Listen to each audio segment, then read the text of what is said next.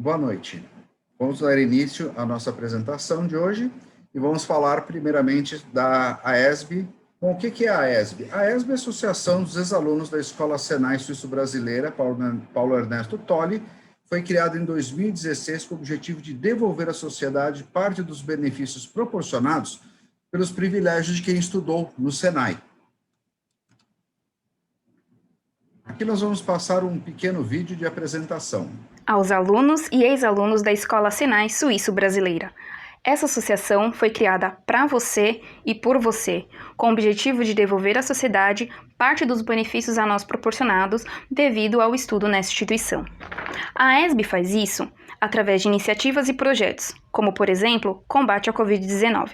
Foram doadas mais de 6.000 máscaras a 70 instituições. No projeto de mentoria, mais de 100 adolescentes já foram assessorados.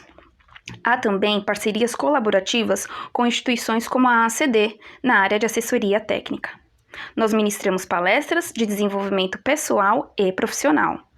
E os associados têm acesso ao nosso grupo fechado de network. A AESB nos ajude a devolver. Venha nos conhecer e associe-se. Muito bem, esse foi um pequeno resumo das atividades da AESB. E agora nós vamos falar um pouco da estrutura, né? Desde quando a AESB foi criada, já foi procurado criar-se uma estrutura organizacional de forma a atender todas as tarefas que nós viríamos a executar. Então, nós temos aqui um conselho de administração que é presidido pelo Felipe Caloca e temos como conselheiros o Otávio Mizicami, o Fernando Martins, o Marcelo Rezende, o Marcos Ribeiro, o Marcos Gianese, e temos uma cadeira vaga. Quem se interessar em se candidatar, venha conversar conosco. Depois da nossa diretoria executiva, também nós temos o nosso conselho fiscal presidido pela Gabriela Neves, e o nosso presidente é o Cláudio Ferreira de Oliveira. Temos também o Paulo de Tarso Schiavone Dutra como vice-presidente, o Francis Sérgio Coja, que é o nosso diretor administrativo, Marcos Augusto Pereira Franco, nosso diretor financeiro, o Glauber Longo, que é o nosso diretor técnico, eu, João Alexandre Renda Macluf, sou o diretor de TI, a Gabriela Pereira Lemos, a nossa diretora de marketing. O nosso conselho fiscal, como eu já disse, presidido pela Gabriela, tem aí como participantes também o Gustavo Schunk e o Sérgio Alves da Cruz. E nós temos diversos programas em andamento na AESB, e são coordenados esses programas pelo Cláudio, que é o nosso presidente, e os nossos programas principais são o de networking, que é gerenciado por mim. Temos um programa de parceria tecnológica com a ACD, que é coordenado pelo Flávio. Temos o Alberto, que cuida do nosso programa do Jovem Aprendiz, o Marcos Augusto Franco, o nosso programa de palestras, esse que vocês estão assistindo, e o Jacques Pedrosa, o nosso programa de benefícios e empresas parceiras. Estou detalhando um pouquinho os nossos programas, né? O nosso programa de palestras, workshop, procura promover sempre palestras relacionadas para a formação profissional e pessoal dos nossos associados. Nós temos o programa Jovem Aprendiz, que consiste basicamente numa parceria que nós temos com algumas entidades que nos ajudam a treinar os alunos para poder participar dos processos seletivos das escolas do Senai. Nós também fazemos parceria com empresas para a contratação desses jovens durante a sua formação. E após eles entrarem no Senai, nós temos um programa de mentoria, que vai acompanhar e ajudar os alunos no desenvolvimento profissional e educacional. Esse foi um encontro que nós tivemos, a cada 6 meses entra uma nova turma. Esse foi a última turma que nós pudemos fazer um encontro presencial com eles. E nós temos o nosso programa de networking, que a ideia é juntar o máximo possível de ex-alunos das escolas do Senai e fazer uma troca de serviços, né? A maioria dos nossos ex-alunos aí tem algum tipo de prestação de serviços, divulgação de vagas de empregos também para aqueles que estiverem necessitando, troca de informações técnicas, consulta a fornecedores. Hoje nós temos 229 participantes do nosso grupo de Telegram, mas temos mais de 300 contatos no WhatsApp. Nós também criamos um programa de benefícios em empresas parceiras, onde nós firmamos convênios para trazer alguns benefícios para os nossos associados. Entre eles estão plano de saúde, assistência jurídica para aposentadoria e seguros elementares. Entre a ESB e a ACD foi firmado um contrato para cooperação técnica, e hoje nós temos 2 membros muito importantes que estão muito presentes na ACD, que são o Glauber e o Flávio, e com isso eles estão sempre auxiliando dentro dos processos de fabricação da ACD. Durante a pandemia, a ESB, através de diversas formas, como arrecadação de dinheiro, doação de empresas, nós pudemos fazer uma doação de quase 7.000 máscaras para mais de 70 instituições, entre hospitais e clínicas, e fizemos uma arrecadação que passou de R$15 mil, com a intenção de doar esse valor para a ACD, para produzir um molde de injeção para a fabricação desses aros, das face shields. O Senai e a ESB, obviamente, tem uma ligação muito forte, principalmente com as escolas Ari Torres e Senai Suíço, onde nós temos todos os anos, todos os semestres, na verdade, colocando os nossos alunos para estudar e frequentar esses cursos que nós sabemos são que geram a melhor capacitação técnica que existe hoje no Brasil. Através do nosso colega, o Alberto, nós conseguimos um comodato de alguns equipamentos das AIS para o Senai. E quando não tinha pandemia, nós promovíamos diversos eventos para fazer arrecadação de valores para poder dar continuidade nos nossos projetos. Nós temos uma parceria muito forte com o Rotary, que todos os anos nos cedia um espaço e auxiliava na produção de uma feijoada aí, onde toda a verba era destinada para os projetos da ESB. E você pode nos ajudar se associando à ESB, patrocinando os nossos projetos, disponibilizando o seu tempo e principalmente divulgando a ESB, né? O nosso site é esse, o www.aesb.org.br, nosso e-mail está aí também. E se você quiser fazer uma doação para a ESB, nos ajudar de uma forma financeira, você pode fazer um depósito ou transferência para essa agência do Banco Itaú que está citada aí, ou através do nosso CNPJ você pode fazer um Pix. E também, dentro do próprio site da ESB, na opção contribuições, você também pode, através do PayPal ou do PagSeguro, fazer uma colaboração para nós. Era isso que eu tinha para falar para vocês. Agora o Felipe vai fazer uma introdução à palestra. Parte direta com a gente no trabalho lá no Senai Suíço e todos os outros professores, coordenadores de escolas que têm apoiado e ajudado a gente. A gente faz um trabalho voluntário e o trabalho principal da ESB é estar junto com o Senai, fazendo um trabalho que a gente considera como somos os embaixadores do Senai junto à indústria. Então, como tem vários empresários, vários gerentes, diretores e afins que trabalham diretamente envolvido com um network muito forte desse grupo, a gente acaba sendo a ponte que pode fazer essa ligação das necessidades que a indústria tem, de várias indústrias, começa a pedir ajuda, e a gente tem feito essa conexão, e a direção do Senai tem apoiado assim muito legal a gente, tem dado toda a força, e a gente tem conseguido resultados interessantes para as indústrias e facilitado um trabalho importante para eles. Hoje, a professora Cássia Regina vai fazer para a gente essa palestra, né? O tema é Educação Profissional no Senai São Paulo, uma jornada para a transformação econômica e social. Seja bem-vinda, Cássia, e se sinta em casa, e obrigado por você dar um tempo seu para a gente aí poder informar o quanto o Senai tem na área de educação para a gente nesse momento, tá bom? Obrigado, seja bem-vindo e boa palestra para você. Obrigada, Felipe.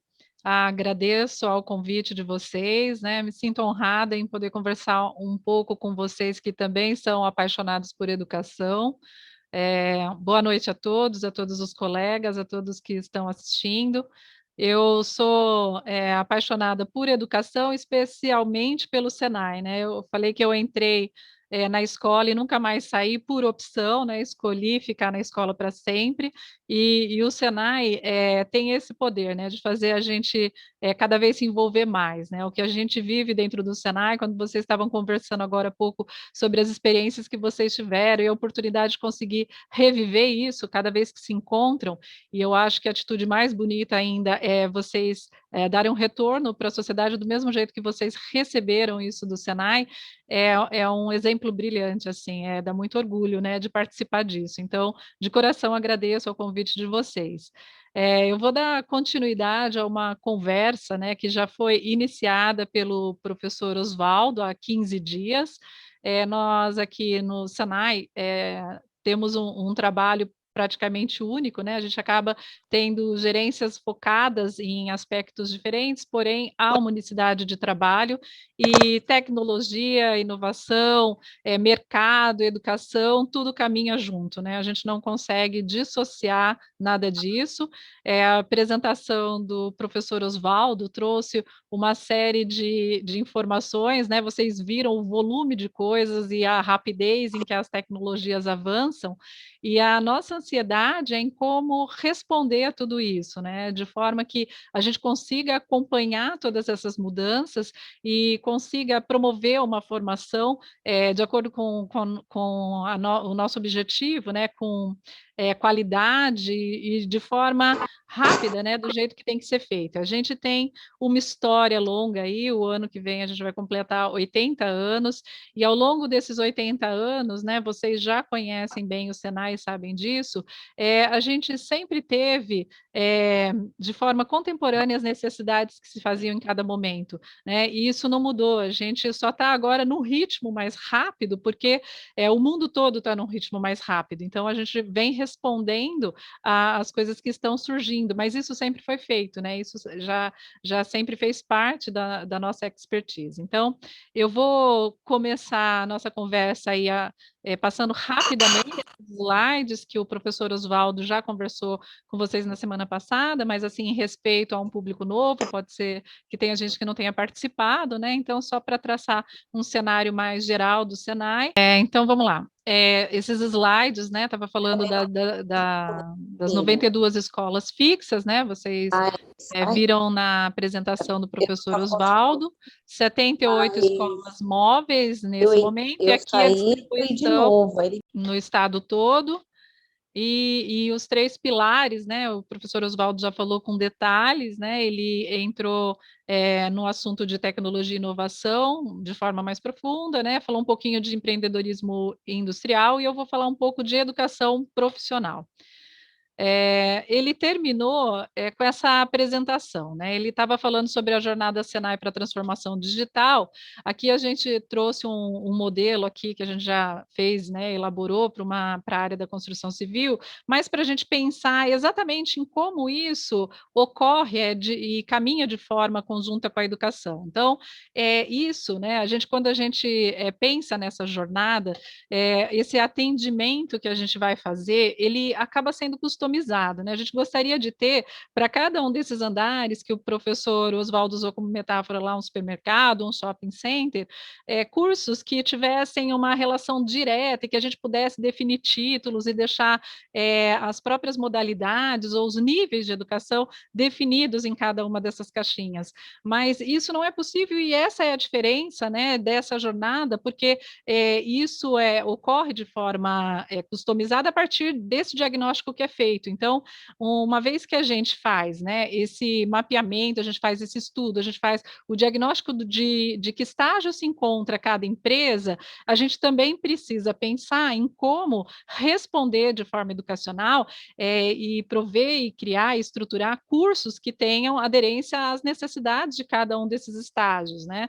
É claro que tem coisas que acabam assim ficando mais ou menos no mesmo nível. Então, se a gente tiver, por exemplo, nesse nível térreo, que a gente tem um diagnóstico e um entendimento das necessidades de base, a gente acaba optando por cursos de iniciação ou de qualificação básica, cursos mais curtos, né, coisas que tenham uma parte conceitual um pouco maior, talvez menos prática, mas de qualquer forma, né, a gente precisa entender a partir desse diagnóstico quais são esses conceitos, qual é a base que é necessária para essa empresa, que tipo de curso seria importante nesse momento, o que a gente faria, né, nessa otimização de processos, o que a gente teria aí de cursos voltados para Lean, o que a gente pensaria em fornecer para quem está nesse estágio, e aí a gente vai subindo esses níveis do mesmo jeito que isso é feito, né, esse mapeamento que é feito e direcionado, a gente vai subindo o nível dos cursos. Então, a gente pode começar lá no térreo, né, com um curso de qualificação básica ou de iniciação, e a gente pode terminar com uma pós-graduação, porque isso requer conhecimentos muito mais profundos em relação a essas etapas. E dependendo do estágio, né, e da maturidade dessas empresas e desse levantamento, você pode oferecer soluções de vários tipos, né? Os produtos são variados e a gente tem aí um portfólio muito grande em relação a isso, né? Esse portfólio ele já é desenhado considerando todas essas modalidades e diferenças e níveis, mas nada impede, muito pelo contrário, né? Isso permite que a gente faça algo customizado que atenda diretamente à necessidade de cada empresa a partir disso, né? A gente sabe que a tecnologia aplicada ela varia, né? De uma empresa para outra, do próprio formato e tamanho, e segmento e as condições que cada uma tem, e a gente tem que ter olhar para todas, né? A gente tem que pensar nas micro, pequenas, médias e grandes empresas, a gente tem que ter esse cuidado, então a gente também tem que ter um portfólio voltado para todas essas diferenças e essas particularidades também.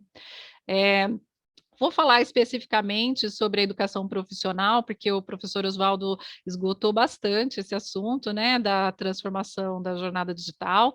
A gente tem uma engenharia, a gente chama, né, de engenharia de formação profissional, porque ela envolve, né, vários elementos que se integram e tudo isso junto, ele dá o conjunto do que nos dá base para fazer a nossa estruturação de cursos, nosso portfólio, nosso atendimento educacional, e são coisas que, como eu falei no começo, né, elas são específicas de cada uma das nossas áreas aqui dentro da sede, mas que a gente volta para todas as unidades, são coisas integradas e que requerem um olhar específico para que a gente consiga atender a essas demandas realmente diretamente no que a gente tem como necessidade, né? A gente sabe disso, né? Saiu no Fórum Econômico Mundial em 2020, aí um número de profissões altíssimo que seriam postos de trabalho que deixariam de existir, mas apareceu também, né, nesse número de milhões, né, 85 milhões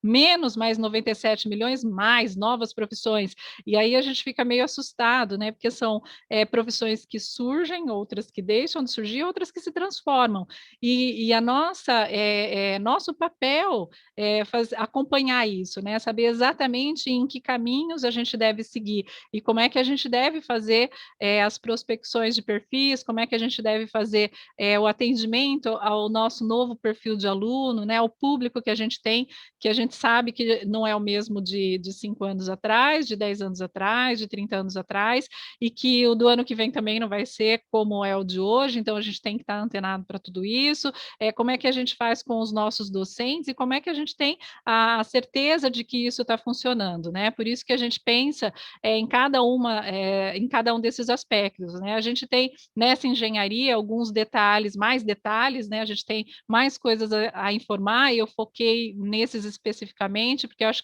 que já dá uma visão global, né? E vou falar um pouquinho sobre cada uma delas, tá? Bom, a primeira coisa que a gente precisa pensar é que quando a gente faz a prospecção de um perfil, a gente tem que entender quem é que está demandando isso, né? Então, o que está acontecendo no mercado, qual é o olhar que a gente tem que ter para isso e como é que a gente tem a aderência às necessidades reais, né? As nossas estruturações, né, elas sempre tiveram, vocês acompanharam isso, né, uma estruturação com base no que a empresa nos dizia. A gente sempre teve, né, esse olhar, a gente sempre acompanhou e ouviu as empresas, né? E a gente fazia isso por meio de comitês técnicos setoriais, ainda fazemos, vou entrar nessa informação daqui a pouquinho, mas era algo assim muito específico, né? E a partir da primeira fala de uma empresa, né? Agora, né, o que acontece, né? A gente tem aqui na gerência de relações com o mercado, né, uma área de inteligência de mercado que usa uma metodologia que vai nos ajudar nessa construção de processo, né, para tomada de decisão mais assertiva em relação à prospecção dos nossos perfis, né? Então, por meio dessa metodologia, né, a gente fala, chama de data driven, né, uma metodologia que tem por objetivo justamente levantar informações muito precisas, né, e fazer a geração de dados que nos dê amparo para saber exatamente qual é o caminho a se seguir quando a gente vai pensar e agir de forma preditiva num cenário de estruturação de novos cursos e novos produtos, né? Como é que é a composição desse cenário? Qual é o caminho que eu devo seguir?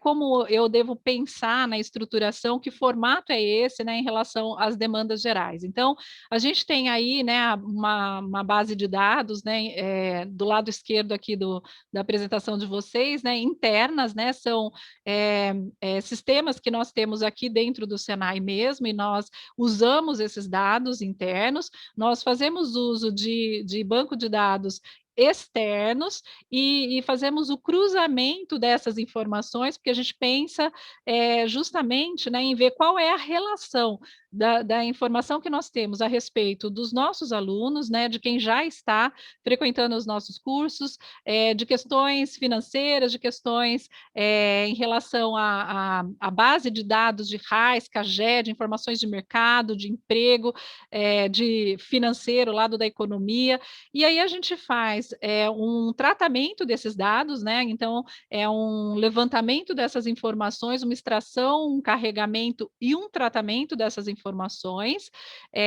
porque essas informações elas acabam sendo armazenadas, né, dentro de uma nuvem, né? No caso específico aqui do que a gente tem feito é pela Azure, né, da Microsoft, mas o que importa é que isso fique armazenado para ser trabalhado depois e estruturado a partir de modelos que nos tragam informações, seja em forma de tabela, seja em forma de imagens. A gente vai agrupando essas informações, reunindo essas informações para saber exatamente como a gente consegue fazer trazer respostas em relação ao que o mercado está nos mostrando.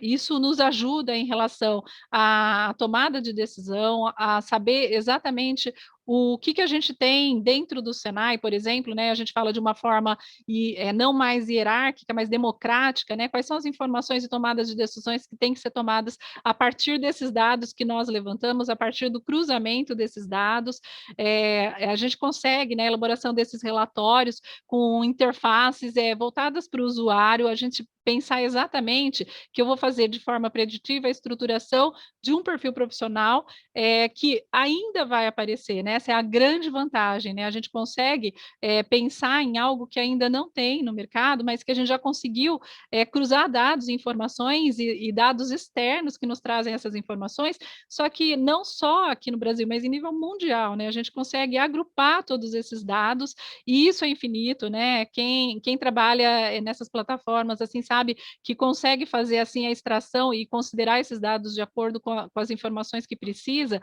e direcionando, né, as respostas, né, vai fazendo relatórios de acordo com os dados que eu inseri, e tudo isso, claro, né, permeado por no nosso caso aqui, né, por um economista que faz a junção desses dados e análise. Eu acho que essa é a parte mais importante, apesar da gente contar com as ferramentas digitais para ter esses dados concretos, né, e fazer uso disso, a gente precisa dessa inteligência, né, humana, e para condensar esses dados de forma que a gente tire o melhor proveito disso. Então, toda vez que a gente tem, por exemplo, né, uma análise de dados, a gente tem uma transparência nas informações que a gente dá, por exemplo, para órgãos fiscalizatórios, né, a gente mostra como aquilo foi desenhado, a gente pensa, né, em quais são as tendências que a gente pode considerar. A gente tem, assim, uma situação e um cenário muito mais claro do que quando a gente só apenas tinha, né, o comitê para uma conversa direta com essas empresas, né. Uma coisa não descarta a outra, né, tudo isso de qualquer forma tem que ser validado, a gente continua fazendo, né, um comitê técnico consultivo, né, uma parte após, esse levantamento, só que quando a gente chega, né, para essa etapa, a gente já está bem fundamentado, né, a gente já tem informações muito concretas, né, a gente trabalha em cima de dados, então tudo isso, facilita a nossa visão e quando a gente chega a prospectar um perfil profissional, a gente se sente mais seguro, pensando que realmente isso vai ser aderente às necessidades desse mercado. A gente tem, né, assim, os perfis, eles são estruturados considerando uma necessidade que ela é orgânica. O tempo todo a gente tem mudança, a gente tem atualização, a gente precisa pensar em cursos com uma carga horária menor, uma carga horária maior, dependendo de cada perfil, e essa variedade, né, que a gente tem em relação a todas essas profissões, exige que a gente faça um trabalho de desenho curricular muito bem elaborado, né? Quando a gente faz o comitê técnico consultivo, né, vocês devem ter participado de vários, a gente já chega nesse momento com um perfil pré-definido, né? Então, esse estudo que é feito, né, no Data Driven, mais esse levantamento que a gente faz de bases de dados voltadas justamente para os perfis profissionais, não só aqui do Brasil, mas a ONET, por exemplo, né, americana, ou a BIB, que traz informações parecidas com a nossa CBO, que tem desenhos, já tem perfis pré-definidos e informações a respeito de cada uma das profissões, a primeira coisa que nos traz à mente é que a gente está formando alguém para o mundo. A nossa formação, ela não pode ser mais restrita assim a condições internas, né? A gente tem que pensar que do mesmo jeito que a gente conseguiu essa comunicação, né? Toda essa mudança tecnológica que nos trouxe facilidade de comunicação com o mundo inteiro, a gente vai ter profissões que não vão precisar mais que as pessoas fiquem alocadas no local de trabalho, né? Então eu vou ter um profissional aqui que vai trabalhar do outro lado do mundo. Então esse perfil ele tem que ser aderente a essas características em qualquer lugar do mundo. É claro, né? A gente sempre vai ter, né? Esse georreferenciamento que vai nos mostrar que tanto dentro do Brasil, né? A gente tem particularidades aqui dentro, mas fora a gente vai pensar isso é aderente para essa região ou não, para esse país ou não, para esse lugar ou não, mas o perfil ele é mais amplo, né? Ele pensa em competências gerais, né? Então a gente tem a estruturação de um perfil, ela mostra as competências técnicas que esse profissional tem que ter e mostra também as competências socioemocionais, as famosas soft skills. Quando a gente trata de competências técnicas, independente de onde isso seja estruturado, né? A gente sempre vai ter alguma coisa que é mais perene, né? Normalmente são as competências gerais, e depois a gente vai ter especificidades dentro desse perfil, que são as competências específicas, técnicas ainda, mas que são particulares de cada um desses perfis, e em todas elas, né, em todos os perfis e todos os desenhos curriculares que nós fazemos, a gente sempre tem o levantamento dessas competências socioemocionais. Algumas, elas são muito próximas, né, desses perfis específicos, e outras são genéricas e acabam sendo essenciais para qualquer tipo de profissional. É, isso tem sido debatido, né, nos últimos anos de forma muito recorrente, desde que eu estou aqui na sede, trabalhando na gerência de educação, há 7 anos, né, especificamente com essa parte de estruturação de perfis e dentro dessa área da educação, e muitas vezes, quando a gente estruturar, acho que não teve nenhuma vez, inclusive, que eu fiz comitê técnico setorial, que eu não ouvia os representantes das empresas dizendo que eles queriam que a gente focasse focasse muito no desenvolvimento das capacidades socioemocionais. Muitos diziam, a gente precisa sim da base técnica, a gente precisa que eles cheguem sabendo coisas que realmente vocês precisam desenvolver dentro das salas de aula e dentro das oficinas do Senai. Mas a gente conseguiria, né, se ele vier assim, com alguma carência em relação a isso, a gente até consegue resolver dentro dos ambientes da nossa empresa. Agora, quando ele vem com alguma necessidade, carência de desenvolvimento de capacidade socioemocional, isso é muito difícil ser desenvolvido dentro de uma empresa. Eles pediam, né, para a gente focar muito nisso, porque o que acontecia era que os profissionais acabavam tendo muitas capacidades técnicas, eles falavam, só que não conseguem se relacionar socialmente, né? Não conseguem ter uma boa relação interpessoal. Isso são características, né? Um raciocínio lógico, desenvolvimento de problemas complexos, essa relação que a gente consegue pensar em desenvolver dentro de uma sala de aula, porque a gente tem mecanismos para isso, não é tão fácil assim quando já se está no ambiente de trabalho, né? Eu sempre digo, né, que quando a gente tem a oportunidade de desenvolver capacidades socioemocionais dentro do Senai, a gente vai fazendo experiências e desenvolvimentos com esses alunos, só que com uma base teórica junto, o que é difícil ter dentro da empresa. É claro que a prática, né, ela permite isso. Então, quando ele estiver num ambiente de trabalho mesmo, ele vai ser exposto, né, a situações que requeiram uma posição, que requeiram uma inteligência emocional, um controle emocional, que ele saiba se relacionar já numa situação real. Porém, ele ter a oportunidade de treinar isso, de ter isso desenvolvido dentro de uma sala de aula com orientação e com conceitos, né? Quando a gente fala que o jovem de hoje precisa ter criatividade, né? Quando a gente fala que a inovação é o caminho, que eles vão precisar sempre estar atentos a isso, mas e que a criatividade faz parte de vários ambientes, como é que se desenvolve criatividade, né? Já nascem assim, isso é desenvolvido, né? A gente sabe que sim, a gente tem como trabalhar isso com teoria e com prática, com desenvolvimento e com treino, né? Vocês sabem muito bem disso, a nossa educação sempre teve, né, a teoria e a prática desenvolvidas de forma concomitante em todos os nossos cursos, e isso é uma experiência muito rica, né? O jovem que consegue fazer dentro da sala de aula um treino do que ele faz no trabalho, mesmo nos ambientes de trabalho, né? Quando a gente tem uma prática profissional dentro da empresa que ele tem convívio com pessoas de dentro do campo de trabalho, ele tem a oportunidade de voltar para a sala de aula e perguntar para o professor, né, o que ele precisa melhorar, ele tem os feedbacks que vão dar um retorno para isso. E essas capacidades socioemocionais, né, elas são as mais difíceis de serem desenvolvidas em qualquer pessoa, e vocês sabem, porque com a gente também é assim, né? Quantas vezes a gente consegue perceber que algumas coisas a gente precisa trabalhar um pouco mais e tem dificuldade para isso, né? E vira e mexe volta a ter o mesmo problema, né? Especificamente em relação ao jovem de hoje, a gente fala que a gente teve uma série de avanços, né? A gente tem agora a facilidade de fazer uso de recursos digitais, mas nesse momento específico de pandemia é até atípico, né? Mas não deixa de ser um problema. A gente acabou afastando os jovens do contato pessoal.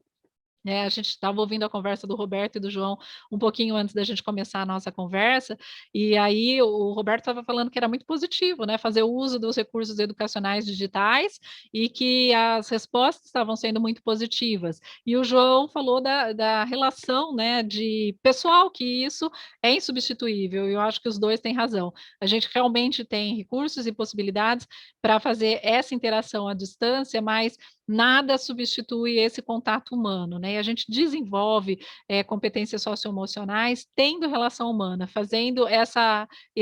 tendo esse contato, né? Trabalhando um com o outro, aprendendo a lidar com as diferenças um do outro e sabendo trabalhar em grupo, né? A gente acaba se fechando muito, quem trabalha muito no computador acaba se fechando muito na própria visão, no próprio mundo, e não tem interações, e eu acho que isso também é prejudicial. Então, a gente tem que ter um olhar em relação a isso isso sempre.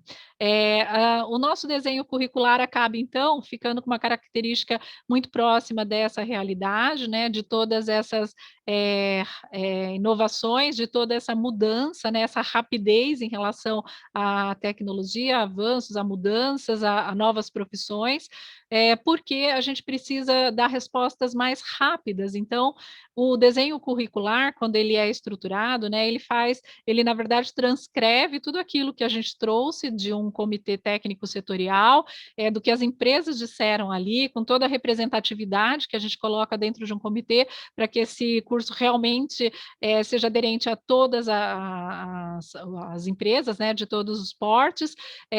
Quando a gente transcreve isso para o desenho curricular, isso é exequível, isso é possível para ser desenvolvido dentro de sala de aula, e o cuidado que a gente tem agora é de pensar em fazer trilhas mais curtas, né, de aprendizagem, fazer, na verdade, desenvolver itinerários completos, mas pensando em trilhas que permitam a escolha, primeiro a escolha, né, desses alunos em relação às reais necessidades desse jovem, e que esse conjunto de cursos deem um resultado, né, por meio de microcertificações, uma certificação mais ampla em áreas que tenham saída para o mercado de trabalho mais completa, né? Então, antes a gente tem, né, o desenho curricular dos nossos cursos, que a gente chama de formação inicial e continuada, a gente tem os cursos que a gente chama também de cursos regulares, CAI, curso técnico e curso superior, e todos eles, né, eles permitem esse olhar. Então,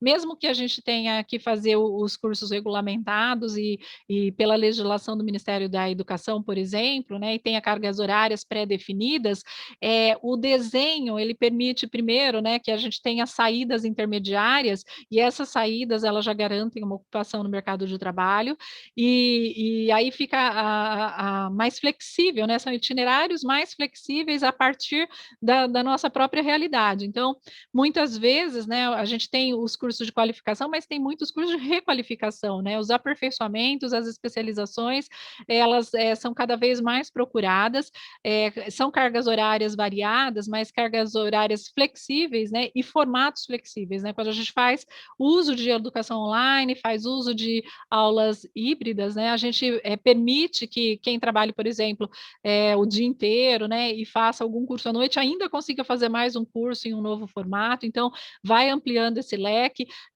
Quando a gente faz trilhas de aprendizagem que mostram, né, qual é a continuidade disso, como ter a formação contínua, o desenvolvimento contínuo disso, a gente consegue perceber a importância de dar essa liberdade para esse aluno traçar isso a partir do que ele está vivendo como necessidade. Então, ele já está trabalhando, precisa de um aperfeiçoamento, isso é rápido, isso é instantâneo, então isso também tem muita procura e tem que ser considerado no nosso desenho curricular. As unidades curriculares são definidas a partir daí, algumas transversais, né, a gente tem questões que precisam ser desenvolvidas de forma cultural mesmo, né, inseridas nos nossos alunos como um todo, e essas unidades curriculares que nós chamamos de transversais, elas trazem as informações que a gente precisa em relação a tudo. A gente fala que os nossos alunos agora, eles nasceram já mexendo no computador, sendo digitais, e depois quando a gente entra numa sala de aula e precisa de um conhecimento um pouco maior, a gente vê que isso não é tão simples assim, né? Muitos precisam serem alfabetizados para isso, né? Essa alfabetização digital, ela é muito mais do que saber manusear um Facebook ou um celular, né? Eles têm que serem inseridos nisso, e isso acaba sendo trabalhado de forma transversal, cada vez isso é mais aderente a todos os cursos, assim como informações sobre sustentabilidade, por exemplo, a gente tem que fazer isso de forma que o jovem entenda e internalize todas as ideias e ações, é papel nosso dar esse retorno para ele, né, de que isso é importante em todos os aspectos, né, dentro do Senai, fora do Senai, dentro da empresa. Então, a gente tem um compromisso, né, uma obrigação de trabalhar e ter esse olhar sempre voltado para o que está acontecendo no mundo e preparar esse jovem para o mundo.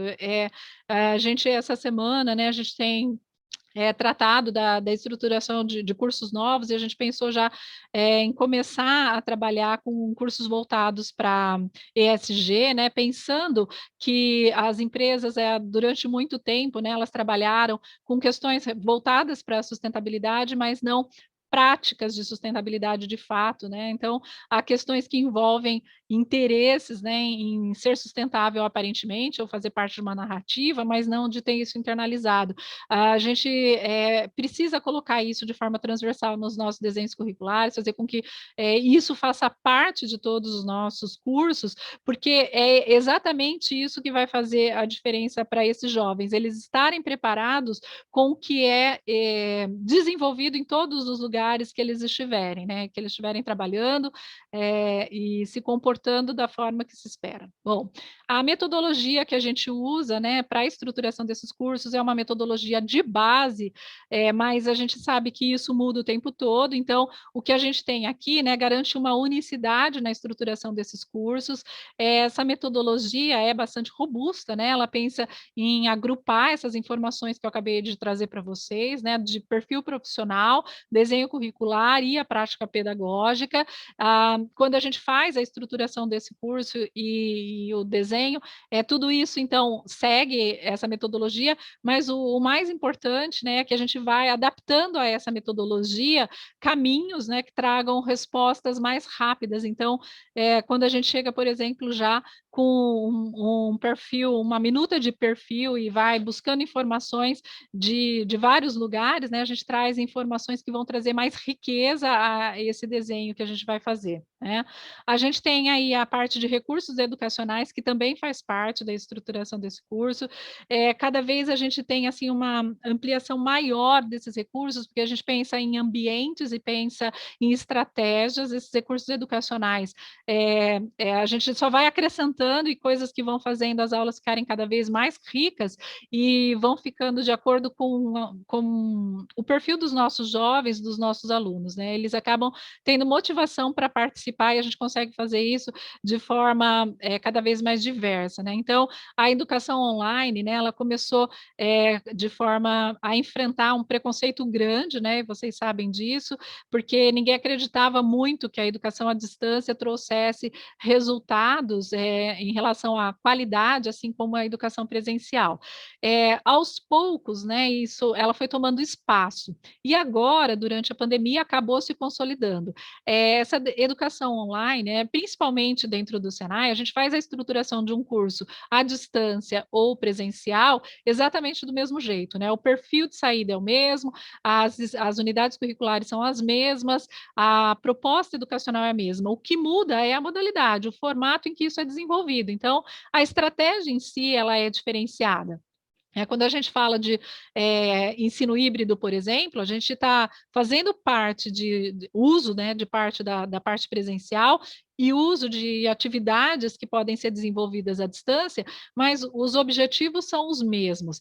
É claro, né, que não dá para a gente dizer que a educação online pode substituir tudo que é presencial e que o jovem usando, por exemplo, simuladores, ele vai ficar exatamente igual àquele que mexe efetivamente, coloca a mão na massa, né, faz uso das máquinas, entra numa oficina, treina, faz uso de ferramentas. Não, a gente sabe que não, né? E todos os desenhos são feitos considerando isso, né? Então, tem cursos que, é claro, a gente nunca vai conseguir fazer a reprodução 100% do que a gente faria presencialmente à distância. E aí eles já são desenhados e já nascem nesse formato. Então, os cursos que precisam e tem, por exemplo, uma carga horária de 80% à distância e 20% presencial, ele tem uma parte presencial que vai ser de prática, né, de oficina e treino o tempo todo, e dependendo do perfil, ele vai ter uma carga horária maior de presencial e menor de à distância.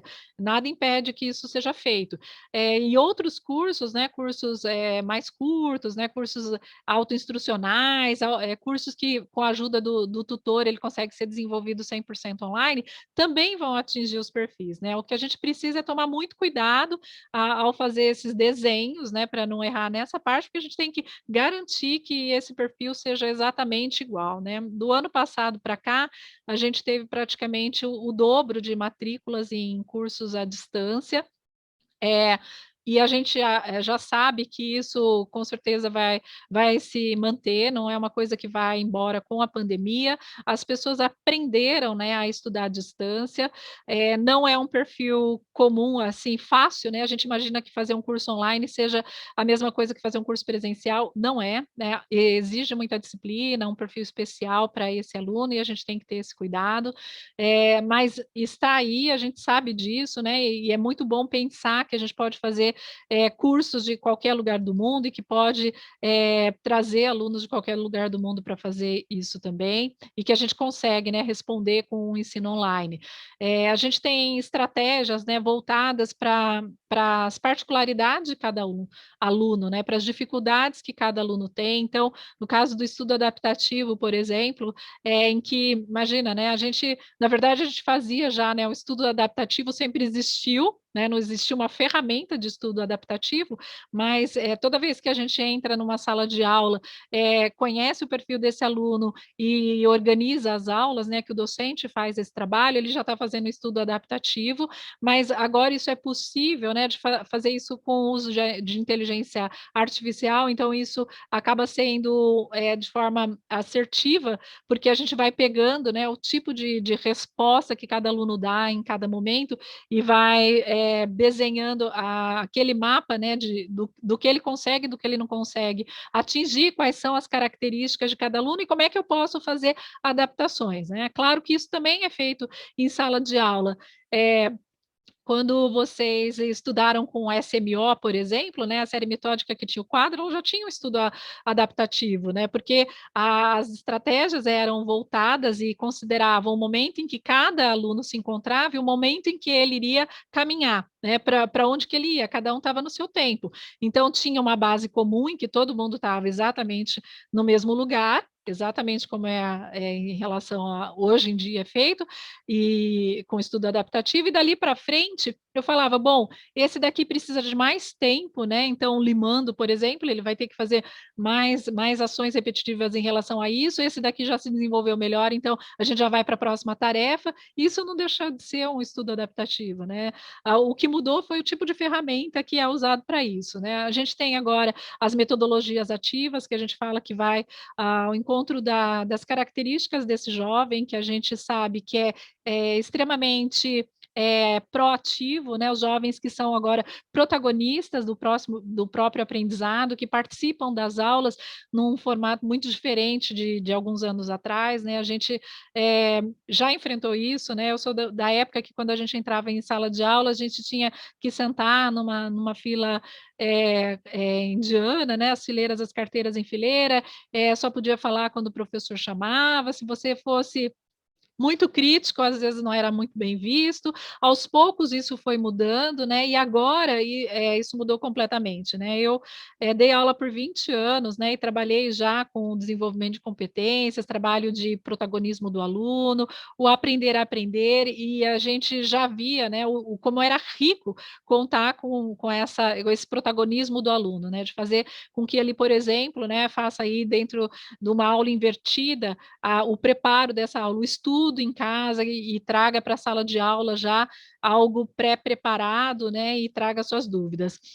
Isso ainda é muito difícil, né, aqui no nosso Brasil, porque a gente tem uma série de questões que envolvem a educação, uma delas é justamente isso, né, a gente sabe que cada aluno que chega para o Senai vem de uma realidade diferente, e por que que eles acabam gostando muito do Senai, né, além dessa parte prática, dessa aplicabilidade do ensino imediato, é porque eles começam a se deparar com coisas que eles nunca viram na educação, né? Quando a gente recebe alunos da rede pública, né, que é a nossa grande maioria, e com defasagem em relação a tudo, né, a estratégia, condições físicas de ambientes, e eles conseguem perceber como é que eles são capazes, dentro de uma proposta diferenciada de ensino, isso realmente não tem preço, né? A gente desenvolver essa cultura de que ele é capaz, né, de ouvir o que ele tem para dizer, ouvir, ter esse olhar crítico do aluno, desenvolver esse senso crítico, fazer com que ele seja protagonista da própria aprendizagem, mostrar que aquele docente que está ali em sala de aula está como mediador, e isso realmente faz toda a diferença no desenvolvimento deles. É a proposta de projetos integradores que envolvem diversas disciplinas e trazem um produto, um entregável que realmente tenha a ver com aquilo que ele está se propondo a estudar e desenvolver, né, com ideias boas, uso de simuladores, né, dependendo dos ambientes, dos locais, o que eles podem fazer em relação à prática, né, independente deles estarem em campo, deles estarem dentro de uma empresa ou não. A gente tem aí uma proposta, né, de compartilhamento de ativos em que uma unidade tem lá a planta de São Caetano, né, acho que muitos de vocês já conhecem, ela compartilha, né, através da nuvem, né, a própria aula, os próprios recursos e num ambiente de segurança, né, com cybersecurity, dentro ainda das nossas escolas, da nossa rede, dentro das 92 escolas, mas isso vai se expandir, a gente sabe que isso vai ser feito fora da sala de aula, fora da própria unidade, fora dos ambientes do Senai, isso transcende os nossos ambientes físicos, então esse compartilhamento, a gente sabe que a nossa educação é muito cara, né, a educação profissional é cara, né, todo mundo sabe disso, de capital intenso, e a gente precisa pensar em fazer um uso de recursos, né, que realmente seja um compartilhamento que traga bons resultados, e isso já está sendo feito, e a gente sabe que isso só vai se expandir cada vez mais. A gente fazer o uso de ferramentas com realidade virtual, realidade aumentada, ou gamificação, traz benefícios imensos para a nossa educação.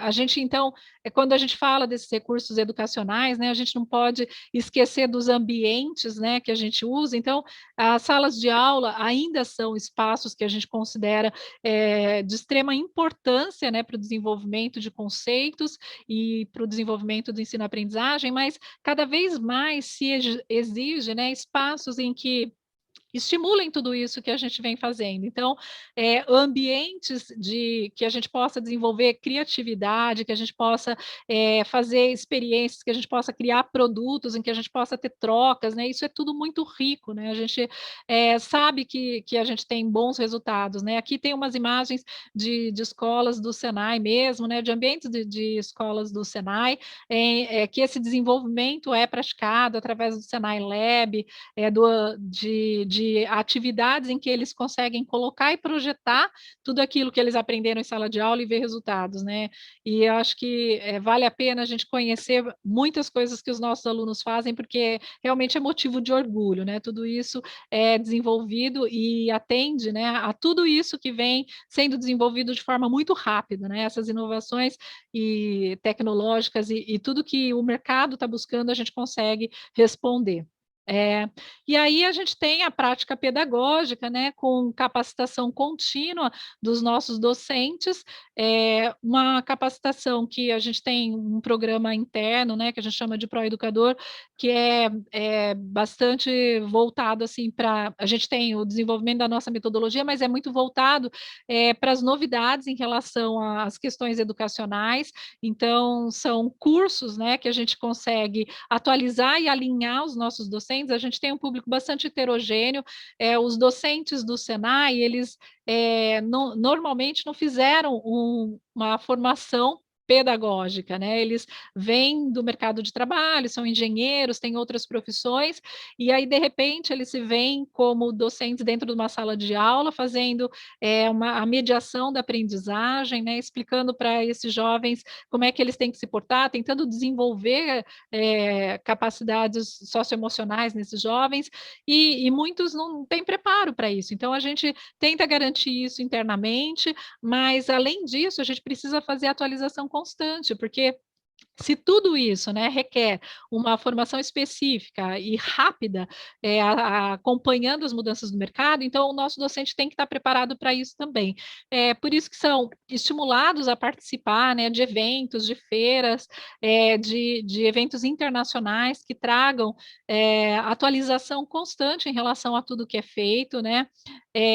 O ano passado, esse ano, né, 2020, a gente acabou não tendo essa possibilidade de fazer participação em feiras ou eventos fora nos ambientes presenciais, mas virtualmente isso se manteve, né? Na Hannover Messe, a gente teve aí a participação, acho que de 14 docentes do Senai, representantes do Senai, que foram lá se atualizar, dando continuidade ao que já era feito presencialmente. São informações que chegam, né, e que já agregam a todas as unidades, porque eles se tornam multiplicadores e trazem essas informações e atualizam a toda a rede. Além disso, né, há investimento em relação ao intercâmbio de pessoas de lá para cá, de fora para dentro do Senai, de dentro do Senai para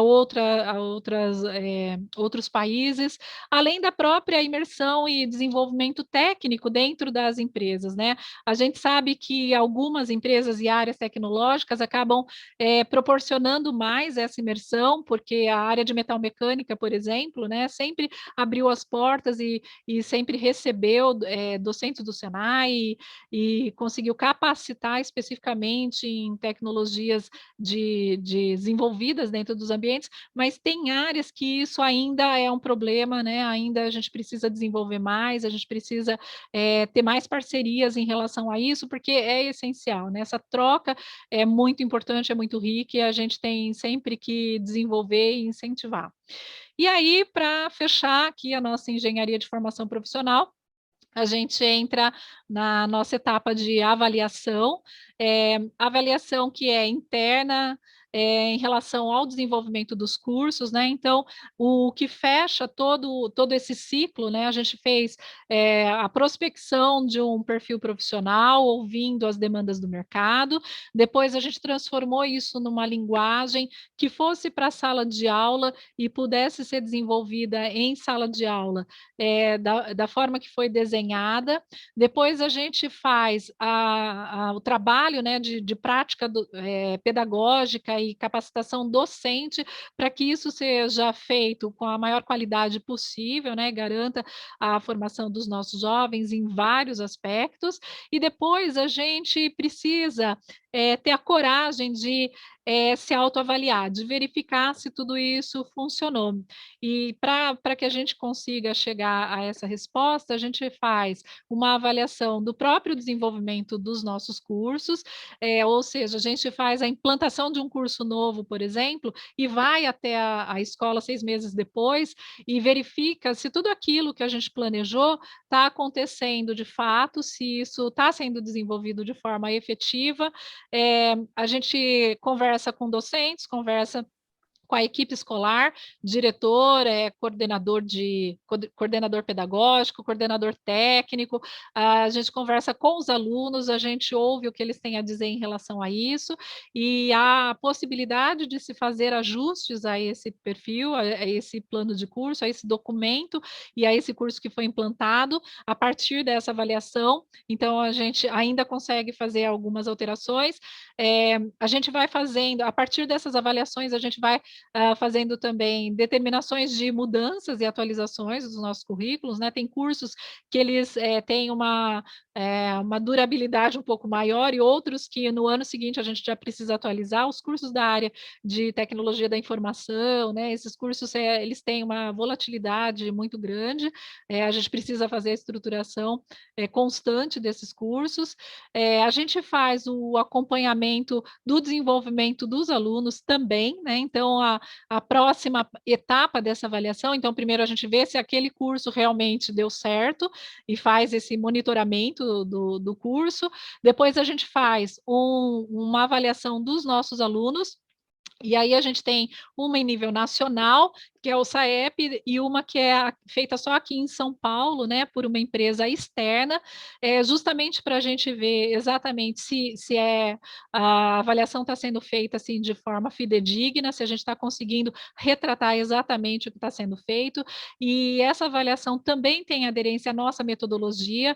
A própria avaliação ela já é feita em cima das capacidades que tem em cada curso, feita uma parte teórica, uma parte prática disso, isso dá indicadores, né, e nos traz informações que mostram se a gente precisa realmente rever e reavaliar. e isso, quando eu falo que tem que ter coragem, né, porque a gente precisa perceber, quando a gente percebe que isso deu errado, depois de tudo que eu falei, né, que a gente acaba fazendo nessas estruturações e nesse desenvolvimento e todos os cuidados que a gente tem, é porque você tem que estar preparado e ter algo para fazer, para garantir, né, essa qualidade, para voltar e mexer no que for preciso. Depois, quando os nossos alunos saem do Senai, eles ainda têm um acompanhamento, né, a gente ainda tem a avaliação dos egressos, né, feito pelo SAPES, para verificar a empregabilidade, e aí eu acho que é a prova real. Claro que isso envolve questões externas também, né, a gente sabe disso, né, tem mudança de mercado, tem alguma questão que envolve coisas que não dependem exatamente da gente, mas tudo isso é considerado, né, o principal é saber se aquele jovem, de fato, né, ele entrou no mercado naquela área que ele desenvolveu, que ele fez o curso, ou se não, e por quê, né? Esse acompanhamento é muito importante, traz retorno para a gente fazer novas prospecções, né? Então, a avaliação, a gente faz a avaliação de entrada, né? Então, todos os nossos alunos ingressam por meio de um processo seletivo, mas além disso, né, a gente quer evoluir nessa questão e fazer uma avaliação preditiva, né? E pensar em estudar perfis de entrada, né? E direcionar, inclusive, esses jovens, né? Quando a gente fala dessas variedades em relação a características pessoais, a gente tem que considerar em todos os momentos, a gente tem que pensar que quando esse jovem ingressa, muitas vezes, né, ele faz uma escolha sem saber exatamente para onde ele quer ir, ele faz uma escolha porque acha que aquilo pode dar um bom resultado, mas quando você conversa com ele, você percebe que não é esse o perfil dele e faz indicações ou encaminhamentos, né? E aí, quando esse jovem entra, todas as unidades, né, fazem um procedimento de acolhimento com reuniões, explicando do que trata o curso, para verificar se ele está no caminho certo ou não. A gente tem, né, quando a gente fala em ingresso, né, e desenvolvimento, é claro que a gente tem perfis variados, então a gente tem aquele jovem que está ingressando, que é a primeira vez que ele vai fazer um curso profissionalizante, e a gente tem aquele que está se requalificando, né? Quando a gente tem visto, né, os estudos que falam do lifelong learning, que a gente vai estudar de forma contínua e a gente vai fazer atualização, aperfeiçoamento o tempo todo, que a gente precisa fazer isso, e eu acho que depois da conversa do professor Oswaldo, isso ficou muito latente, né? A gente começou a pensar muito em relação ao tanto de coisas que a gente precisa ainda saber e se atualizar, e isso é constante. Então, essa avaliação acaba sendo uma autoavaliação, né? A gente promove isso dentro do Senai de forma organizada, mas acaba sendo um olhar que a gente precisa ter em relação a todas as nossas escolhas.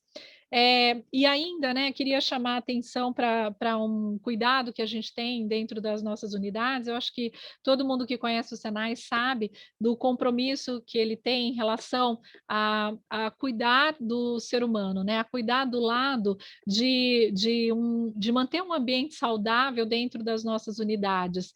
Eu acho que isso é histórico, né, todo mundo sabe disso, né, os ambientes do Senai, eles sempre foram ambientes acolhedores, ambientes em que todos os alunos eram muito bem tratados, né, e que acabavam tendo a oportunidade de terem desenvolvidas, né, algumas questões que não tinham condições, às vezes, de terem desenvolvidas em casa, mas agora a gente precisa, assim, acho que ter um olhar ainda mais cuidadoso, né? A gente tem um programa dentro do Senai chamado Dimensão 360, que tem o olhar para algumas coisas que talvez na nossa época passassem meio que como brincadeiras, né? Que, sinceramente, eu não sei dizer hoje o quanto isso era pesado ou não, mas o fato é que hoje a gente tem visivelmente necessidade de trabalhar isso com os nossos jovens, né? Então a gente trabalha questões que envolvem bullying, a gente trabalha questões que envolvem depressão,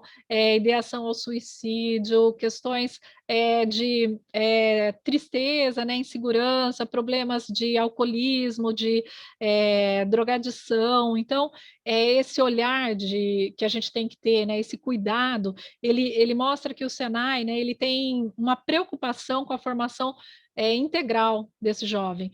Quando ele cuida desse lado emocional, quando ele cuida dessa parte que é também nossa obrigação, mas que é muito difícil de ser tratada, né? Significa que a gente está ampliando os horizontes, não só para a inovação, aspecto tecnológico, atualização de perfil e de desenvolvimento de ocupações, mas para o lado humano, né? Para o lado interno de cada um desses jovens, desses alunos que estão nos nossos ambientes. Então, a gente faz, né, acompanhamento, monitoramento, palestras, envolvimento com profissionais das escolas, né, que a gente chama de analistas de qualidade de vida, orientadores educacionais, que conseguem ter um canal direto assim para ter ajuda em como agir com esses jovens, né? Toda vez que tem alguma questão de impacto emocional, a gente faz intervenção, e nesse período especificamente da pandemia, a gente precisou se esforçar um pouco mais, porque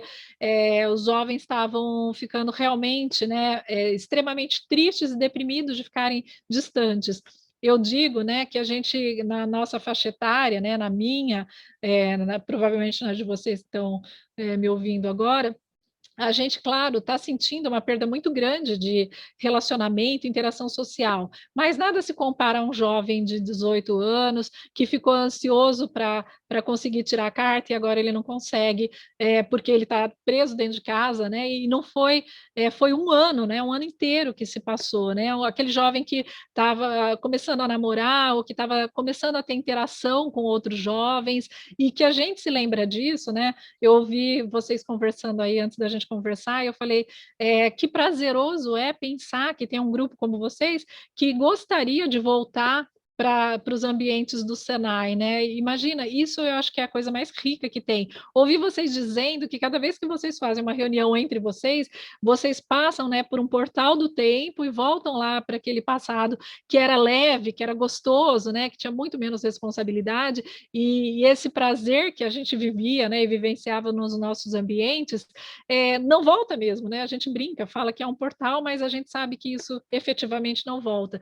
E os nossos jovens estão há um ano e meio praticamente, né, sem esse contato, sem essas experiências, sem essa vida que a gente gostou tanto, né, de curtir. Então, esse programa dentro do Senai, ele acaba tendo esse olhar, essa preocupação em cuidar desses jovens e pensar em ambientes saudáveis e fazer com que eles se sintam bem e de forma plena. É mais um compromisso que nós temos dentro das nossas instituições, dentro das nossas escolas e das nossas unidades.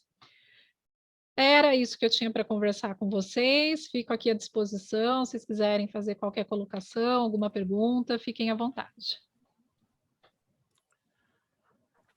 Ô, Cássia, primeiro eu gostaria de agradecer em nome de todos os participantes que estão hoje assistindo a sua palestra. Foi muito rica.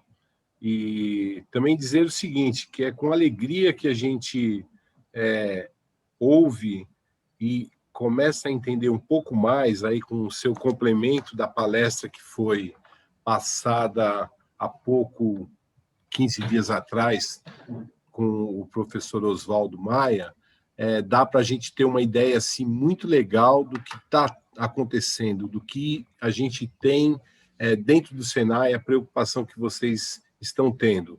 E, assim, além disso, vem muito de encontro com o trabalho que a gente vem fazendo aqui na ESB, e muito do que você apresentou hoje, assim, se reporta, inclusive agora nessa parte final da avaliação, nos trouxe, assim, satisfação plena, porque o nosso trabalho com o projeto do Jovem Aprendiz, e, na verdade, é um programa, e o programa do Jovem Aprendiz, ele, com o trabalho de mentores e mentoria, nos causa, assim, muita satisfação da gente estar bem alinhado com esse trabalho de vocês. Então, é muito legal.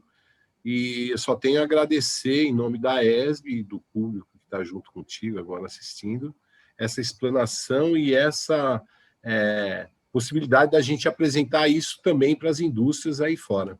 Muito obrigado por enquanto.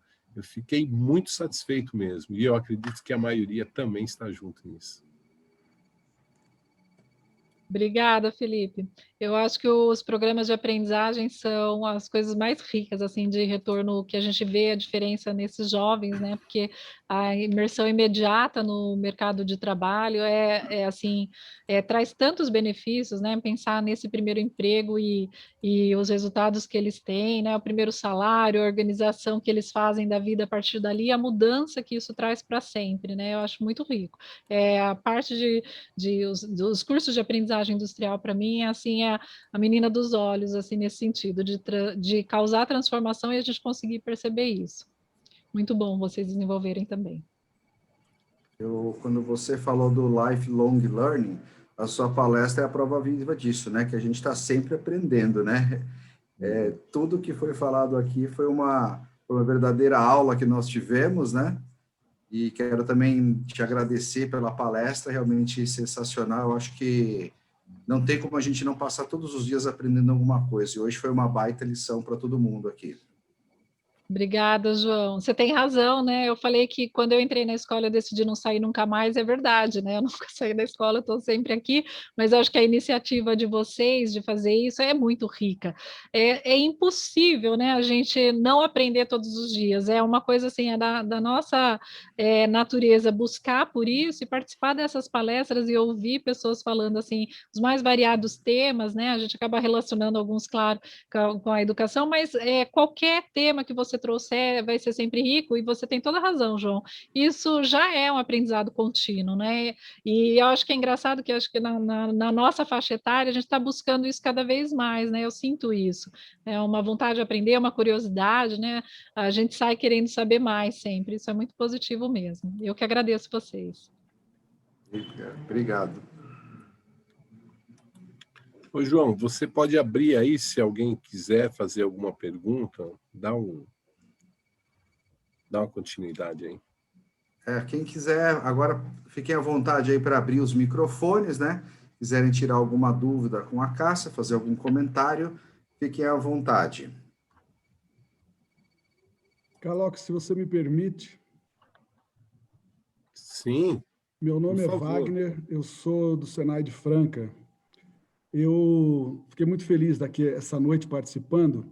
Eu sou um ex-aluno da Escola Senai Suíço Brasileira. Sou da turma do Otávio Mizicami, do France, do Fernando Martins. Fiquei feliz de ver o Horácio aí participando, da minha turma também, enfim. Fiquei muito satisfeito de ver o trabalho que vocês fazem. Parabéns pelo trabalho que vocês fazem. Fiquei muito orgulhoso de ver o que vocês estão fazendo. Parabéns mesmo. Eu queria também parabenizar o Heroíno por tratar tão bem a nossa escola, né? O Heroíno que está sempre brilhante à frente da nossa escola suíça brasileira. No ano de 2020, nós teríamos uma festa marcada para comemorar os 40 anos de formados, mas, infelizmente, a pandemia não permitiu. Está aí o Francis balançando a cabeça, concordando, que seria o organizador dessa festa. Mas não vai faltar oportunidade, Francis. Final desse ano, mais tardar, começo do ano que vem, nós estamos juntos aí comemorando 40 anos de formados.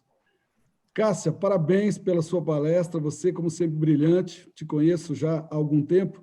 Tudo isso que você falou, por ser do Senai, eu conheço, mas vendo você falar, me dá mais orgulho de pertencer ao Senai. Você fala com uma propriedade muito, muito grande, com muito conhecimento. Então, parabéns a todos, foi uma noite excelente, fiquei muito feliz de estar aqui participando. Obrigado, gente. Valeu, um abraço para todos. Obrigado, Wagner.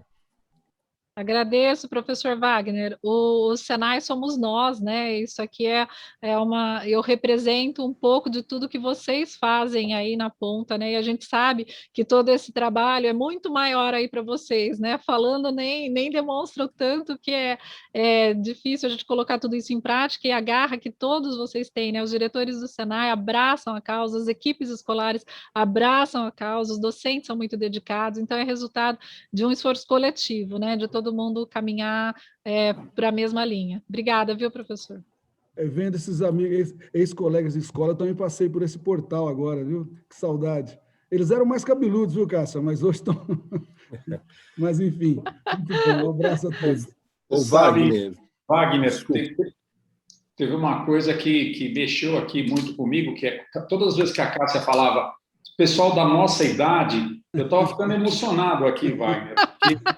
Eu sou da terceira turma da escola. O Flávio que está aqui conosco é da primeira turma da escola. Quer dizer, cada vez que a Cássia falava, não, na nossa idade, eu falava, na nossa idade, olha, Cássia, falta muito para você, viu? Eu sou da turma de 80, viu?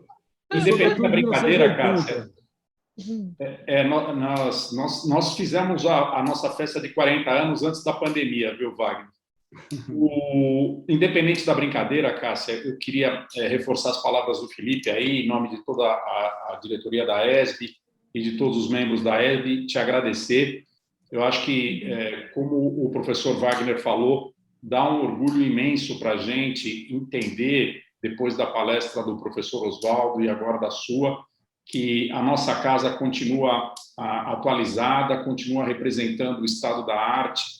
Dá um orgulho enorme para a gente ver tudo isso e o que a gente pode falar para você e para todos, muitos de vocês aqui não participam com frequência das atividades da ESB, o que nós podemos falar é que a ESB está sempre aqui de braços e coração aberto para acolher toda essa comunidade do Senai. A gente tem muitos desafios pela frente, mas eu tenho certeza que, aliás, nós já temos muitas conquistas também na outra ponta, e tenho certeza que teremos muitas conquistas daqui para frente. Realmente é um orgulho pertencer a essa casa e esse sentimento que o professor Wagner falou, que o dele seguramente é um pertencimento mais próximo do que o nosso, mas eu tenho um ditado africano que eu gosto muito, que diz o seguinte, se algum dia você não souber para onde ir, olhe para trás e você nunca estará perdido. E o Senai nos dá essa referência de vida. Acho que o professor Espada já ouviu eu falar isso outras vezes, o professor Oroino também, mas isso é uma coisa que está no nosso DNA. Super obrigado e parabéns, Cássia. Obrigada, Cláudio. Obrigada pela gentileza. Boa noite, me ouvem? Sim. Estamos ouvindo, sim. Oi, Cássia, professor Hermes aqui do Senai Alumínio. Imagino que você não lembre de mim, porque tantas pessoas que você conhece, né? Mas eu tive o prazer... Lembro, sim. Obrigada. Tive o prazer de participar com você da reestruturação do plano de curso do técnico em logística. Então, tive um grande aprendizado perto de você e hoje pela palestra. Eu gostaria de parabenizar a todos, a proposta é espetacular e eu me sinto muito, muito orgulhoso de fazer parte dessa instituição, de poder conhecer pessoas tão maravilhosas que enriquecem tanto eu como profissional e também como pessoa, e espero poder ser um grãozinho de areia para poder ajudar a todos. Parabéns a todos. Obrigada, Hermes. Obrigada. Esse tipo de participação é essencial para tudo que a gente conversou agora se tornar realidade, né? A sua contribuição num desenho curricular é o que faz esse curso ficar pronto. Eu falo que eu saí da sala de aula, mas eu entrei nessa parte aí de ter os docentes do Senai como alunos, né? E toda vez, e como colegas de trabalho também. Então, toda vez que a gente trabalhava num Proeducador e ouvia vocês trazendo todas essas informações, eu acho que eu aprendia muito mais do que ensinava, né? E todos os cursos estruturados, né, apesar de ter uma condução de uma equipe de organização aqui da Gerência de Educação, eles nascem graças à participação e contribuição de todos vocês. Eu falo que não tem como não se apaixonar por um lugar em que professor acaba sendo um título de tratamento, de respeito, né? A gente fala professor de boca cheia dentro do Senai, a gente chama o nosso diretor regional de professor, a gente tem orgulho de ter isso como título de tratamento, e isso, né, pensando no Brasil, todo mundo conhecendo as condições educacionais que a gente tem, é muito rico. Então, obrigada, professor Hermes.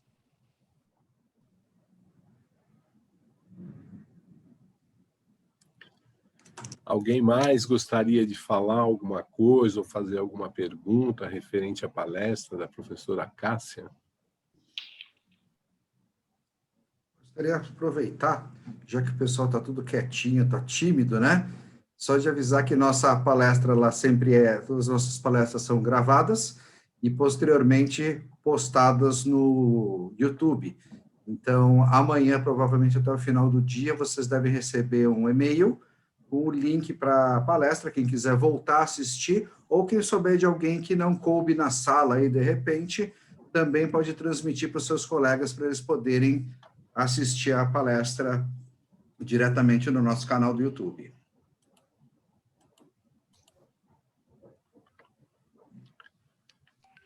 Caloca, Terra, se você me permitir entrar aqui, estou em casa já, cheguei em Santos. Estão me escutando bem, Caloca? Sim, Bem, Então, tá bom. muito bem. Tá bom, Caloca. Eu queria, em nome do Senai São Paulo, agradecer vocês por mais essa oportunidade, reconhecer o quanto tem sido maravilhoso para nós ter uma associação como a ESB, né? Já comentei com você e o nosso sonho, acho que você levou esse assunto à diretoria, mas o nosso sonho hoje é fazer com que essa associação se expanda para todo o estado de São Paulo. Eu tive, agora à tarde, a convocação dos nossos diretores, muitos deles estão aqui presentes, o Wagner, e eu vi na lista de participantes um conjunto grande de diretores nossos, e eu quero aproveitar esses momentos que a gente tem com a ESB para estimular que essa associação ganhe esse corpo estadual, tá? E te agradecer muito a você, toda a sua diretoria, aos colegas ex-alunos do Senai, e a você também, Cássia, o seu compromisso com as questões educacionais do Senai. De muito orgulho para nós termos você como nossa dirigente aí no campo da educação. Você e o Oswaldo, acho que fazem uma dupla aí de muito valor para a nossa instituição. E, Caloca, estamos à disposição. Eu acho que tem outros temas que nós podemos aprofundar e discutir dentro desse ambiente da ESB, né? Acho que temas relevantes, e nós precisamos, nesse momento, levar para a sociedade, para as empresas, esse novo Senai. E esse Senai que vocês estão ajudando a construir, eu sempre comento com todos que o Senai ele é uma obra coletiva, ele é uma obra de engenharia aberta, né? E como a Cássia citou aqui anteriormente, é essa riqueza, é essa diversidade que faz com que nós tenhamos aí esses resultados que são bons, que são reconhecidos pelas empresas, pela sociedade, mas principalmente por esse movimento de transformação que a gente faz com os nossos alunos. Acho que a palestra da Cássia traz dois pontos de desenvolvimento econômico e áureo. É a base ideológica da nossa educação, né? Transformar a sociedade por meio da formação profissional, da entrada desses jovens pela porta da frente no mercado de trabalho. Nesse sentido, fica uma enorme gratidão a vocês da ESB por tudo. Então, queria te agradecer muito a você e toda a diretoria, viu, Caloca? Obrigado pela essa oportunidade.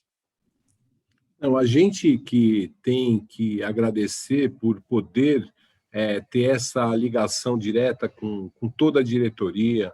Eu poderia ficar citando o nome de vários diretores que estão aí à frente com a gente, o professor Heroíno, professor Espada, você, professor Terra, que tem também apoiado a gente. É um trabalho que a gente, cada dia que passa, a gente tem mais orgulho. É um trabalho voluntário que ele cresceu, foi um sonho inicial, e ele cresceu e ele criou uma força tremenda. A gente é cobrado e a gente fica feliz quando a gente é cobrado, e a gente tem o respaldo do outro lado, que é o Senai aí, dando todo o apoio, ou buscando trazer as necessidades que são colocadas para a gente. A gente sabe que tem falhas, sim, tem falhas no sistema de algumas pessoas, ou dos voluntários aqui da ESB, ou dentro do Senai, algumas necessidades, mas eu acho muito legal você permitir que a equipe, que os diretores, que a direção esteja assim, envolvida com a gente, para a gente poder sanar, para a gente melhorar e continuar fazendo esse trabalho, porque aí a gente fica com o respaldo de vocês, e aí traz facilidade para a gente se apresentar como a ESB junto com o Senai. Então, a gente tem a agradecer realmente a toda a direção do Senai e a todos os diretores, o corpo técnico, enfim, toda a equipe do Senai. A gente fica feliz de estar podendo trabalhar e ter o apoio de vocês. Eu agradeço em nome de todos aqui. Cláudio, você quer falar alguma coisa também? Acho que você falou tudo, Felipe. Só queria reforçar aí, agradecer ao professor Terra e, enfim, a todo o apoio que a gente tem do Senai. A gente costuma brincar com o professor Heroíno, né, que a gente empresta a sede da ESB para a escola do professor Heroíno funcionar, né? Mas, na verdade, isso é uma grande inversão. A gente tem a alegria de poder utilizar aí as instalações da escola. Esperamos, em breve, estar de volta e agradecer toda essa sinergia que o Senai nos possibilita, todas as oportunidades que o Senai nos possibilita. Então, é um prazer imenso e, como o professor Terra falou, espero que a gente tenha outras oportunidades aí de ter mais conteúdo vindo aí de vocês, do Senai, que com certeza só engrandece aí esse ciclo de palestras da ESB. E lembrar que todo mundo que se cadastrou para a palestra passa a fazer parte do nosso mailing, vocês vão receber a programação de palestras e será um prazer tê-los sempre aqui, independente das palestras que poderão eventualmente ser ministradas pela equipe do Senai. Nós temos sempre convidados e em diferentes áreas aí, e a gente tem trabalhado muito, como a professora Cássia falou, a gente tem trabalhado muito as palestras no segmento aí dos soft skills, né, das famosas habilidades socioemocionais. A gente tem dado ênfase bastante a esse tema e, claro, que também aos temas técnicos, mas vocês passarão a receber a nossa programação e, como o João falou, a palestra estará disponível no YouTube e todas as outras redes sociais, aí está aí no chat, o Marcos colocou, a ESB está presente nas outras redes sociais e contamos sempre com vocês. Acho que era isso. Super obrigado aí à professora Cássia, ao professor Terra, professor Espada, professor Heroíno, todos os outros colaboradores, diretores aí de escola que estão conosco. Prazerzaço estar com vocês. Como eu disse, vou repetir, é uma honra fazer parte dessa casa. Super obrigado. Tem uma frase que a gente brinca, né, que a gente volta para o Senai, a gente volta a ser moleque, porque diz que tem um sentimento que é assim, né, a gente sai do Senai, mas o Senai não sai da gente, né? Então, a gente cria um sentimento de apego, né, com essa escola, que é uma coisa que vai perdurar para o resto da vida da gente. Cássia, se você me permite, eu queria te fazer um convite. Uma das nossas reuniões de diretoria, a gente vai convidá-la para você participar com a gente e você voltar a ser a pessoa que vai atravessar o portal e se sentir bem jovem. Vai ser bem tranquilo, bem legal. A gente tem um trabalho muito sério, mas a gente consegue fazer isso com uma tranquilidade e uma leveza que é importante. Mesmo aqui nessa palestra, com tantas pessoas importantes, pessoas que têm assim, muita dedicação durante o dia, tá aí até essa hora com a gente, e a gente sabe que tem muita gente que está muito feliz por estar aqui, né? Então, é muito bom e a gente vai te convidar, tá bom? Caloca, olha, agora você vai ter que cumprir essa promessa que foi feita com muitas testemunhas e eu vou participar sim, viu? Eu estava escutando os bastidores, deve ser muito animada essa reunião. Produtiva, não sei, né, Cláudio? Você falou que a gente precisa repensar. É muito produtivo. Você sabe que na hora que eu falei, você brincou com a questão do túnel do tempo, e eu tive um problema com o meu computador. Na hora que falou do túnel do tempo, minha conexão caiu. Depois eu me conectei pelo celular, agora eu consegui... acompanhei pelo celular e agora no final, como reduziu o número de senha, eu acabei me conectando pelo computador novamente. Mas olha, já está feito o convite, Cássia, como o Felipe falou, nossas reuniões abertas acontecem sempre na primeira quarta-feira do mês, às 7 horas da manhã, que o dia começa cedo. Então, toda a primeira quarta, todos vocês estão convidados, não só a Cássia, mas todos vocês estão convidados. Normalmente a gente tem um grupo de membros da associação, um grupo de WhatsApp de membros, onde a gente disponibiliza esse link. Fiquem à vontade aí podem através do nosso site se associar ou demonstrar o interesse em receber essas mensagens e vocês estão convidados para todas as reuniões que ocorrem, independente de outras reuniões de trabalho que a gente faz ao longo do mês. Mas nós temos uma reunião com todos os membros, sempre na primeira quarta-feira do mês, às 7 da manhã, aqui nesse mesmo local, no Zoom, e será um prazer receber todos vocês. Obrigada pelo convite. Vou comparecer sim. E aproveitar também e convidar a professora Cássia a nos ensinar também um pouquinho dessas ferramentas de acompanhamento dos jovens, que isso vai ser muito útil para o nosso programa de Jovem Aprendiz também. Claro, sim, vamos fazer isso. Bom, vamos combinar. Já são 2 convites. Ótimo. Anotados. Obrigada pelos convites. Boa noite. Obrigado, professora. Boa noite. Bom, você faz o encerramento? Pessoal, queria, antes de mais nada, agradecer a todos aí, a presença aí até 9 horas da noite, né? Quinta-feira. Eu sei que para muita gente, às vezes, não é muito fácil estar aí nesse horário, então, mais uma vez, a gente agradece a participação de todos. Mais uma vez, quero agradecer a professora Cássia, a professor Terra, a professora Espada, estão sempre aí nos apoiando, sempre nos dando uma força, o Alexandre também, Heroíno, né? Todo esse pessoal que está sempre do lado aí da ESB. Agradecer a todos os nossos membros que estão aqui presentes, né? O Gustavo, Kamal, Paulo, Marcos, Felipe, Cláudio, enfim, Anjinho, todo mundo que está por aí. E em breve vocês vão receber um e-mail nosso com a programação já da próxima palestra, que deve ocorrer agora em junho. Então, estão todos convidados para a próxima palestra e vão receber um link dessa palestra e do nosso canal do YouTube para poder ver as outras que já estão salvas no nosso canal, tá ok? Muito obrigado a todos pela participação e até a próxima.